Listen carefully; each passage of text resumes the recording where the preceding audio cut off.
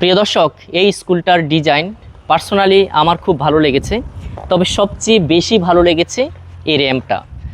আমি শিওর না সন্দ্বীপের অন্যান্য স্কুলগুলোতে এই র্যাম্পে সুযোগ সুবিধা আছে কিনা, র্যাম্পটা দেওয়া হয়েছে কিনা, বাট শহরের বিভিন্ন স্কুলে কিন্তু এই র্যাম্প সিস্টেমটা চালু আছে।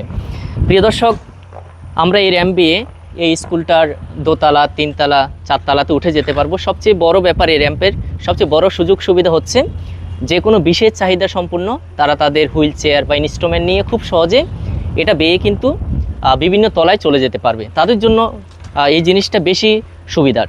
তাছাড়া কেউ চাইলে যে কোনো গাড়ি নিয়ে, মোটর সাইকেল বা যে কোনো যানবাহন নিয়ে খুব সহজে উপরে উঠে যেতে পারবে।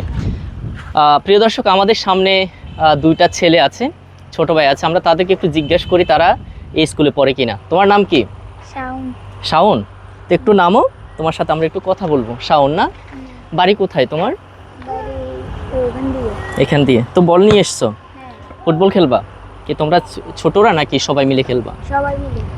আচ্ছা, তো তুমি কোন ক্লাসে পড়ো বলছো? ক্লাস 7। তো শাওন, তুমি যেহেতু এই স্কুলে পড়ো, তোমার স্কুলে হেডমাস্টারের নাম জানো? তোমার স্কুলে হেড স্যারের নাম ভুলে গেছো? হ্যাঁ, 6-এ না, এই জন্য স্যারের নাম শিখো নাই। রোল নাম্বার কত তোমার?